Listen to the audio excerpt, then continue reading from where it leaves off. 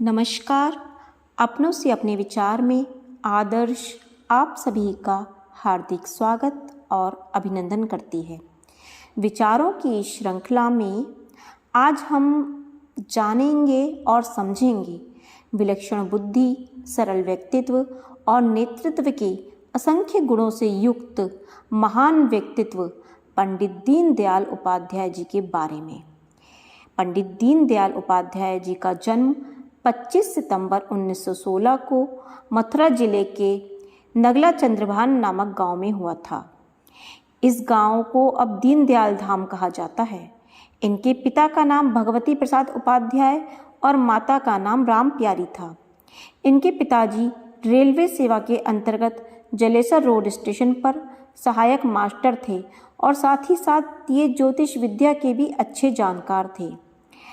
इनकी माताजी बहुत ही धार्मिक प्रवृत्ति की थीं। इनके जन्म के 2 वर्ष बाद ही इनके छोटे भाई शिवदयाल का जन्म हुआ और फिर इनके जो पिताजी थे उन्होंने दोनों बच्चों को ननिहाल भेज दिया। उस समय दीनदयाल उपाध्याय जी के जो नाना थे चुन्नीलाल शुक्ल, वे धनकिया में स्टेशन मास्टर थे। इनके नाना का परिवार बहुत बड़ा था और जो ननिहाल था वो आगरा जिले में फतेहपुर सीकरी के पास गुड़ की मंडी था। ये अपने ममेरे भाइयों के साथ ही पले और बड़े हुए और फिर इन्होंने राजस्थान स्कूल बोर्ड से के अंतर्गत जो विद्यालय था कल्याण हाई स्कूल सीकर से 10वीं परीक्षा बोर्ड में प्रथम स्थान के साथ उत्तीर्ण की। उनकी इस प्रतिभा के कारण विद्यालय और बोर्ड ने इन्हें पुरस्कार स्वरूप 2 स्वर्ण पदक दिए। इतना ही नहीं, सीकर के महाराजा ने इनकी प्रतिभा से प्रसन्न होकर इन्हें 250 रुपये का नगद पुरस्कार और 10 रुपये की मासिक छात्रवृत्ति भी स्वीकृत कर दी। आगे की शिक्षा के लिए वे बिरला कॉलेज चले गए पिलानी के। वहाँ पर उन्होंने 1937 ईस्वी में फिर से बोर्ड में प्रथम स्थान प्राप्त किया और इस बार भी विद्यालय और बोर्ड ने इनकी इस प्रतिभा से प्रसन्न होकर के और इन्हें स्वर्ण पदक और साथ ही साथ 2 स्वर्ण पदक दिए। और जो सेठ घनश्याम दास बिरला जी थे उन्होंने इन्हें 250 रुपये का नगद पुरस्कार और 20 रुपये की मासिक छात्रवृत्ति प्रदान की। इसके पश्चात 1939 में ये कानपुर के सनातन धर्म कॉलेज से BA करी इन्होंने और फिर MA करने के लिए ये आगरा आ गए। आगरा के सेंट जॉन्स कॉलेज में इन्होंने MA में एडमिशन लिया। MA की पर ये इन्होंने MA फर्स्ट ईयर तो किया लेकिन सेकंड ईयर पूरा नहीं कर पाए और 1940 ईस्वी में इन्होंने राष्ट्र धर्म नामक मासिक पत्रिका का प्रकाशन हिंदुत्व राष्ट्रवाद की विचारधारा को फैलाने के लिए किया। इसके बाद साप्ताहिक पत्रिका पांजन्य तथा दैनिक पत्र स्वदेश का भी प्रकाशन किया। यदि हम इनकी साहित्यिक रुचि की बात करें तो इनकी साहित्य में भी विशेष रुचि थी और इसके कारण इन्होंने एक सम्राट चंद्रगुप्त नामक नाटक भी लिखा। इसके अतिरिक्त इनकी बहुत सारी कृतियां हैं जैसे 2 योजनाएं, राजनीतिक डायरी, जगतगुरु शंकराचार्य और एकात्म मानववाद तो इनकी बहुत ही लोकप्रिय और महत्वपूर्ण पुस्तकों में से एक है। और इस पुस्तक की जो मूल रचना है वो अंग्रेजी भाषा में की गई है, इंटीग्रल ह्यूमनिज्म के नाम से जिसे हम जानते हैं। वस्तुतः हम कह सकते हैं कि जो पंडित दीनदयाल उपाध्याय जी थे वे एक प्रखर चिंतक, निष्पक्ष पत्रकार और विद्वान लेखक थे। इनका व्यक्तित्व बहुत ही आकर्षक था और जो इनकी दार्शनिक चिंतन था वो भी बहुत ही उच्च कोटि का था और भौतिकता के माया पास से तो ये बिल्कुल ही मुक्त थे, सर्वथा। यदि हम इनकी दार्शनिक विचारधारा की बात करें तो इनका जो दार्शनिक विचारधारा है वो भारतीय संस्कृति और राष्ट्रवाद के इर्द गिर्द ही घूमता है।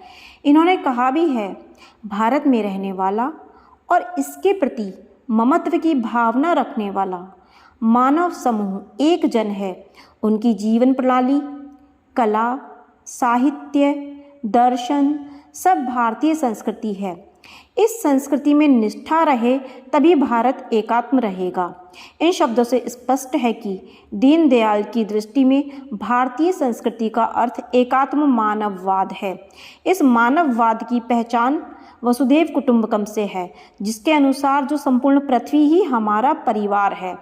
विश्व मानवता का ये मंत्र ही भारतीय सभ्यता है।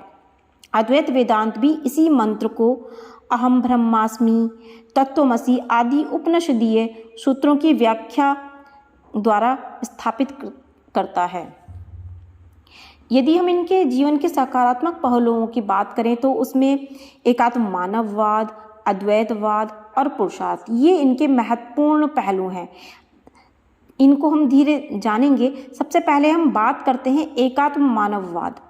जो एकात्म मानववाद है वो वैदिक संस्कृति के मूल मंत्र वसुधैव कुटुंबकम यानी विश्व मानव है पर आधारित है। इनके लिए वैदिक संस्कृति ही भारतीय संस्कृति है और विश्व मानव की अवधारणा का आधुनिक रूप ही एकात्म मानववाद है।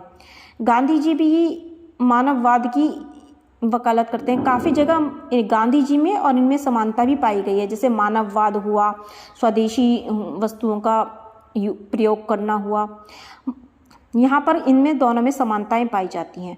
मानववाद किसी व्यक्ति या समाज के विकास की बात नहीं करता, अपितु विश्व में पाए जाने वाले सभी मनुष्यों के समग्र विकास की बात करता है, क्योंकि मनुष्य तो बहुआयामी है।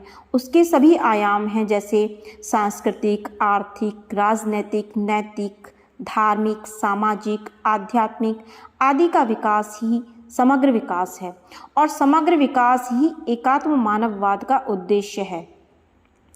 यह एकात्म मानववाद जो है ये दो सिद्धांतों पर आधारित है, क्योंकि जो पंडित दीनदयाल उपाध्याय जी थे ये राजनीति से भी जुड़े हुए थे, तो इन्होंने राजनीति में नैतिकता और स्वदेशी एवं लघु उद्योग धंधों की भी बात की।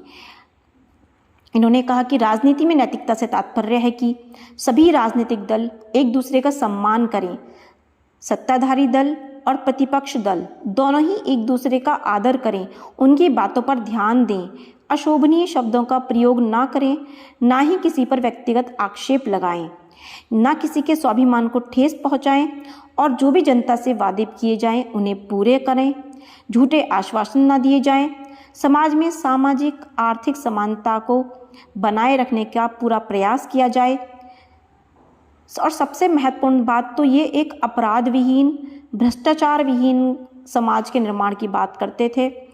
और संक्षेप में कहा जाए तो ईमानदारी, सच्चरित्रता और सत्यता के साथ साथ अहंकार विहीनता का होना ही राजनीति में एकता है।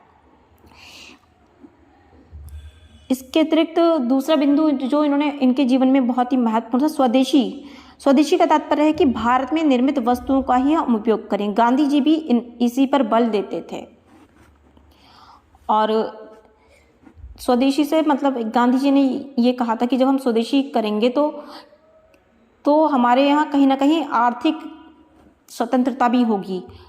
और दीनदयाल जी भी गांधी जी की भांति ही स्वराज, जिसे उन्होंने आत्मशासन की संज्ञा दी है, में विश्वास करते थे। स्वराज राजनीतिक पद है तो स्वदेशी आर्थिक पद है। गांधी जी और दीनदयाल दोनों ही मानते थे कि आर्थिक स्वतंत्रता के बिना राजनीतिक स्वतंत्रता बेमानी है, इसलिए दोनों ही स्वावलंबन पर बल देते थे। अब यदि हम इनके आध्यात्मिक विचारधारा की बात करें तो आध्यात्मिक दृष्टिकोण से ये अद्वैतवादी हैं। हम जानते हैं कि अद्वैतवाद के प्रवर्तक आदि शंकराचार्य हैं। उन्होंने ब्रह्मसूत्र नामक पुस्तक पर भाष्य भी लिखा और इस ब्रह्मसूत्र के रचनाकार कौन है? वादरायण। अद्वैत वेदांत को ही वेदांत का पर्याय भी माना जाता है। हालांकि वेदांत दर्शन की और भी अन्य शाखाएं हैं, जैसे विशिष्टाद्वैत, द्वैत, शुद्धाद्वैत, द्वैताद्वैत, परंतु फिर भी अद्वैत वेदांत को ही सबसे अधिक महत्व दिया जाता है। और पंडित दीनदयाल उपाध्याय जी ने अपने एकात्म मानववाद का जो आधार था वो अद्वैत वेदांत को ही बनाया। उनके अनुसार अद्वैतवाद विश्व के सभी पदार्थों में एकत्व सिद्धांत यानी यूनिफाइंग प्रिंसिपल को स्वीकार करता है। एकत्व सिद्धांत का अर्थ है कि विश्व के जितने भी पदार्थ हैं उनमें एक ही तत्व निहित है और वह तत्व है ब्रह्म। आदिगुरु शंकराचार्य के अनुसार परम तत्व एकमात्र ब्रह्म है। ब्रह्म के अतिरिक्त कोई दूसरी सत्ता नहीं है। एको अहम न द्वितीय, अर्थात एक अहम मैं ही हूँ, दूसरा नहीं। ब्रह्म ही मैं है और मैं ही ब्रह्म। इसीलिए कहा भी गया है अहम ब्रह्मास्मि तत्त्वमसि। ब्रह्म और मैं का तादात्म्य ही एकात्म है। यही एकात्म भारतीय संस्कृति का सार है। दीनदयाल जी इसे भारतीय संस्कृति का योगदान मानते हैं। हम कह सकते हैं कि भारतीय संस्कृति जो है वो जाति, धर्म, लिंग, संप्रदाय आदि के भेदभाव के बिना सभी मनुष्यों को मात्र मनुष्य मानती है, क्योंकि सभी मनुष्य तो ब्रह्म मात्र हैं और ब्रह्म एक आध्यात्मिक सत्ता है। अतः मनुष्य भी मूलतः आध्यात्मिक ही है। और जो हमारा अद्वैतवाद है वो वेद और उपनिषदों में निहित पुरुषार्थ को भी स्वीकारता है। हम जानते हैं कि 4 पुरुषार्थ हैं, धर्म, अर्थ, काम, मोक्ष। इसमें भी जो सबसे अधिक महत्व दिया गया है वो धर्म को मूल माना गया है, तो मोक्ष जो है पुरुषार्थ उसको अंतिम माना गया, मानव जीवन का उद्देश्य माना गया है। यदि हम बात करें दीनदयाल जी के अनुसार तो धर्म क्या है? धर्म मौलिक पुरुषार्थ है और मोक्ष अंतिम। इनके मध्य जो अर्थ और काम पुरुषार्थ हैं ये सभी केवल मानव के लिए नहीं अपितु समाज के भी हैं। समाज का प्रत्येक मनुष्य जब इन पुरुषार्थों को अपनाता है तो समाज का विकास होता है और एकता कायम होती है। सबसे पहला पुरुषार्थ धर्म, धर्म को माना गया है और इसके बिना सामाजिक संतुलन असंभव है। गीता में भी धर्म का सार माना गया है निष्काम कर्म को, हालांकि उसमें सकाम कर्म को भी स्वीकार किया गया है। वस्तुतः गीता मानती है कि मनुष्य अपनी स्वभाव, अभिरुचि और क्षमता के अनुसार ही कोई कार्य करता है। कार्य करना ही कर्म है और कर्म ही धर्म है। यानी हम कह सकते हैं कि जो हमारे नैतिक कर्तव्य हैं वही धर्म हैं दीनदयाल जी की भाषा में। दूसरा पुरुषार्थ है अर्थ। हर मनुष्य को जीने की जो मूलभूत आवश्यकता है वो धन से ही पूरी होती है और इसके लिए हम धन, जमीन, मकान आदि की हम सभी को आवश्यकता होती है। धन, मकान, इसमें जो हमारे ज़मीन है, मकान है, ये सब अचल, तो रुपया पैसा चल संपत्ति, और इन दोनों के ही प्रकार के धन से हमारा जीवन यापन चलता है। इसलिए इसके महत्व को भी हम अस्वीकार नहीं कर सकते जीवन में। तीसरा पुरुषार्थ काम, जिसका वास्तविक उद्देश्य है वंश वृद्धि, और सबसे अधिक महत्वपूर्ण जो है वो है मोक्ष। मोक्ष पुरुषार्थ को ही जीवन का चरम लक्ष्य माना गया है, यही अंतिम पुरुषार्थ है। अद्वैत वेदांत भी कहता है कि प्राप्तस्य प्राप्ति, इसी को मोक्ष कहा गया, यानी पाई हुई चीज़ खो जाए और वो मिलने पर जो हमें खुशी मिलती है वही आनंद मोक्ष की प्राप्ति पर होता है। वस्तुतः अद्वैत वेदांत में मनुष्य भी ब्रह्म ही है। अज्ञानवश वह अपने स्वरूप को भूल जाता है और जब उसे अपने स्वरूप का ज्ञात होता है तो वह ब्रह्मानंद की अनुभूति करता है और इस अनुभूति को ही मोक्ष कहा गया है। दीनदयाल उपाध्याय जी के अनुसार जो मनुष्य है वो शरीर, मन, बुद्धि और आत्मा, इन 4 गुणों से मिलके बना हुआ है और यही 4 जो हमारे गुण हैं इन्हीं से हमारे जीवन के 4 सार्वभौमिक उद्देश्य भी निर्धारित होते हैं। सबसे पहला है शरीर। शरीर के द्वारा ही क्या होता है कि जो हम धर्म करते हैं वो शरीर के द्वारा ही होता है, यानी धर्म के उद्देश्य की सिद्धि शरीर के द्वारा होती है। मन क्या करता है? मन जो है हमारे वो अर्थ के उद्देश्य को पूरा करता है और जो मन जो है मन ही हमारा निर्णय करता है कि जो हम ईमानदारी से कमा रहे हैं पैसा या बेईमानी से कमा रहे हैं, ये हमें धनार्जन करने की प्रेरणा देता है। वस्तुतः ईमानदारी पूर्वक धनार्जन करना ही नैतिक है और नैतिक रूप से धनार्जन को ही वास्तविक धनार्जन माना गया है। इसके बाद काम का जो उद्देश्य है वो है यौन इच्छा की संतुष्टि। फिर जो मोक्ष का सार्वभौमिक उद्देश्य जो है आत्मानुभूति, जिसे हम कहते हैं आत्मानुशासन, और इस आत्मानुशासन के द्वारा मनुष्य अपनी पूर्णता या अपनी पूर्ण पहचान को प्राप्त करता है। हम कहते हैं ना कि to know thyself is the aim of life, तो मनुष्य को पूर्ण पहचान कराना ही एकात्म मानववाद का उद्देश्य है। इस तरीके से दीनदयाल जी ने पुरुषार्थ के संदर्भ में कहा है कि मनुष्य के पास शरीर, मन, बुद्धि और आत्मा के 4 वंशानुगत संगठित गुण हैं जो क्रमशः धर्म, अर्थ, काम और मोक्ष के 4 सार्वभौमिक उद्देश्यों के अनुरूप हैं। कोई भी इस बात से इनकार नहीं कर सकता कि धर्म मनुष्य और समाज का मूल पुरुषार्थ है और मोक्ष मनुष्य और समाज का अंतिम पुरुषार्थ है।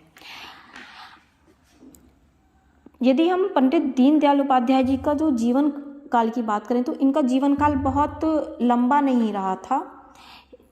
मात्र 51 वर्ष की उम्र में ही जब ये 10 फरवरी 1968 को की शाम को लखनऊ से पटना आने के लिए सियालदह एक्सप्रेस में चढ़े तो दुर्भाग्यवश इसी ट्रेन में रात को 11 फरवरी को उनका शव जो है मुगल सराय स्टेशन के पास पाया गया और इस स्टेशन को वर्तमान में मुगल सराय जंक्शन के स्थान पर पंडित दीनदयाल उपाध्याय जंक्शन का नाम दिया गया है। तो इनका जीवन काल बहुत अधिक तो नहीं था, पर अपने इतने कम जीवन काल में भी इन्होंने बहुत ही समाज को एक योगदान दिया। विशेष रूप से जो एकात्म मानववाद का सिद्धांत है वो तो पूरे मानव समाज के लिए बहुत ही उपयोगी है। धन्यवाद।